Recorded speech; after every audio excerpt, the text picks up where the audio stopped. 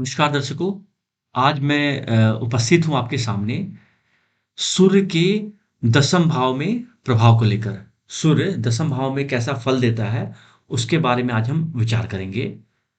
क्योंकि पूर्व में जो मैंने वीडियो बनाया है सूर्य से संबंधित, उसमें मैंने बताया है कि सूर्य प्रथम, द्वितीय से लेकर नवम भाव तक कैसा फल देता है।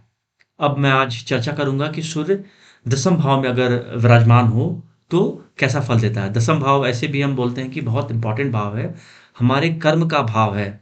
हम कैसे कर्म करने वाले हैं, जनरली हम क्या है उसको बहुत संकुचित कर देते हैं हम 10th हाउस को। 10th हाउस से हम बस एक प्रोफ़ेशन तक ही देखकर सीमित रह जाते हैं कि किसी का प्रोफ़ेशन के बारे में हमें देखना है, तो बस 10th हाउस देखा और उतना ही तक हम 10th हाउस को समझते हैं।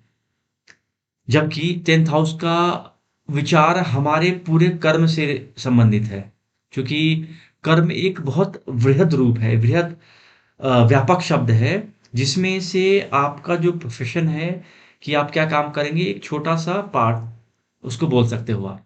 तो 10th हाउस से तो सूर्य का 10th हाउस में रहने पर कैसा फल मिलने वाला है, इसकी चर्चा करने से पहले मैं ये समझता हूँ कि दसम भाव के बारे में जान लिया जाए कि दसम भाव किन-किन चीज़ों का फल देता है। अगर हम उसके बारे में समझ लेंगे तो आसानी से आप सूर्य का दसम भाव में क्या फल है उसको आप एक-दूसरे के साथ कोरिलेट कर सकते हो। तो 10th हाउस से आपकी जीवन वृत्ति के बारे में देखते हैं। उसके अलावा आपकी आजीविका 10th हाउस से देखेंगे, आपका पद, सत्ता, नेतृत्व इन सब चीज़ों का विचार भी आप दसम भाव से कर सकते हो। आपकी प्रसिद्धि कितनी होगी, आप कितना नेम फेम पाओगे, ये सब भी आप दशम भाव से ही देख सकते हो। यदि दशमेश बली हो और दशम भाव शुभ ग्रहों से दृष्ट युक्त हो अथवा शुभ ग्रहों के मध्य में हो, तो ऐसा जातक प्रसिद्ध होता है और अच्छी प्रतिष्ठा वाला व्यक्ति होता है। उसको समाज में या अगर अब सूर्य जितना ज़्यादा बली होगा, 10th हाउस जितना ज़्यादा बली होता है, व्यक्ति का मान-सम्मान में उतनी ज़्यादा बढ़ोतरी होती है। इसके विपरीत ही अगर वहाँ पे अशुभ प्रभाव हो, तो बदनामी और आजीविका में आपके प्रोफ़ेशन में समस्याएँ भी देता है। इसके अलावा शासक के द्वारा सम्मान और पदवी आदि के बारे में हम 10th हाउस से देखते हैं। तीर्थ यात्राएँ हम 10th हाउस से देखते हैं।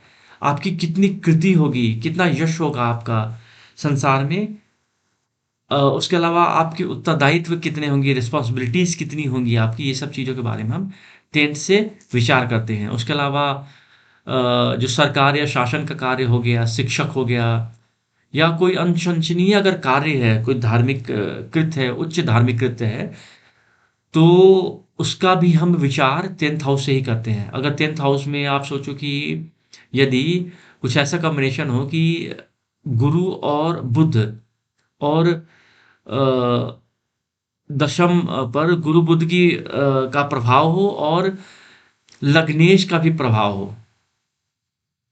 मतलब लग्नेश बेसिकली अगर बली हो खासकर, तो अगर लग्नेश का भी प्रभाव 10th हाउस पर हो, तो ऐसा जातक काफ़ी अनुशंसनीय कार्य करने वाला होता है। उसके अलावा पवित्र शब्दों और मंत्रों का उच्चारण करने वाला, जप करने वाला भाव इसे माना गया है। उसके अलावा मंत्र के ऊपर पूर्ण अधिकार प्राप्त करने वाला भाव भी हम 10th हाउस को ही मानते हैं।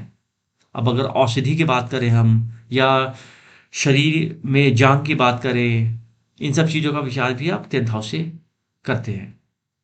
अब उसके अलावा राजपत्रित अधिकारी, जो भी अगर गज़टेड अफ़सर का देखो तो 10th हाउस से संबंध रहता है। 10th हाउस पे अगर गुरु की दृष्टि हो जाए या कुछ और अच्छे प्रभाव हो जाए, तो अ, उसका भी विचार हम 10th हाउस से करते हैं।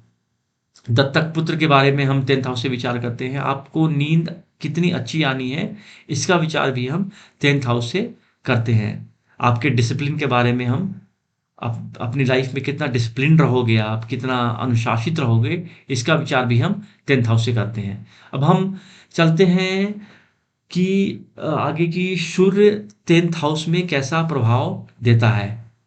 तो यहाँ आप देख सकते हो कि सूर्य चूँकि 10th हाउस में दिग्बली होता है, तो ऐसी स्थिति में अगर सूर्य यहाँ पे स्थित होगा, तो वो हमेशा अच्छे फल ही देगा।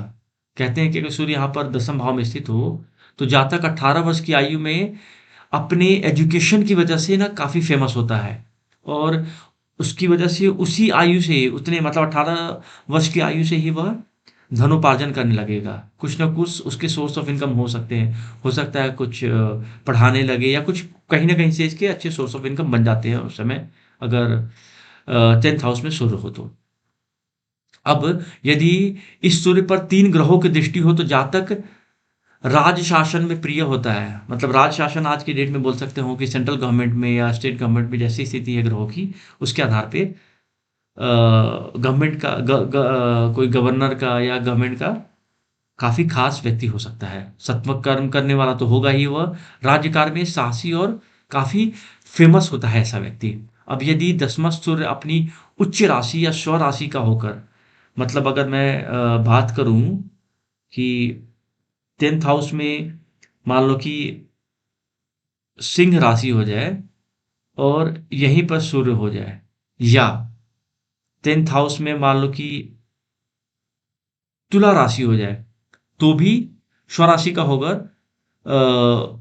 इसको शक्ति मिल जाएगी। तो ऐसी स्थिति में ऐसा जातक काफ़ी कीर्तिमान और प्रसिद्धि प्राप्त करने वाला होता है और पुस्तकालय आदि की प्रतिष्ठा से भी प्रसिद्ध होता है वो ऐसा व्यक्ति। अब अगर बात करूँ मैं कि 10th हाउस पर पाप प्रभाव हो जाए, तो सूर्य अगर यदि पाप ग्रह की राशि में वहाँ पे बैठ जाए या पाप ग्रहों से युत या दृष्ट हो जाए, तो उसके कार्य में काफ़ी विघ्न रहता है। कुछ न कुछ उसको अपने प्रोफ़ेशन में प्रॉब्लम झेलनी पड़ सकती है।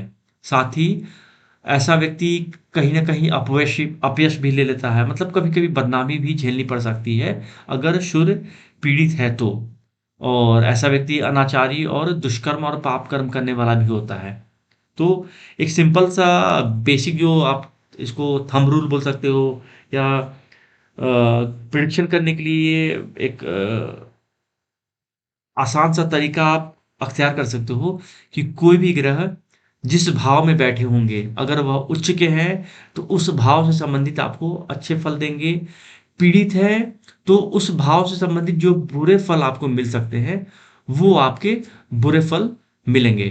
तो उम्मीद करता हूँ कि 10th हाउस जो आपके किसी भी व्यक्ति के लिए बहुत इंपॉर्टेंट होता है, तो किस प्रकार सूर्य का प्रभाव 10th हाउस पर पड़ता है, उसके बारे में यह वीडियो काफ़ी ज्ञानवर्धक रहा होगा। अंत तक वीडियो देखने के लिए बहुत-बहुत धन्यवाद।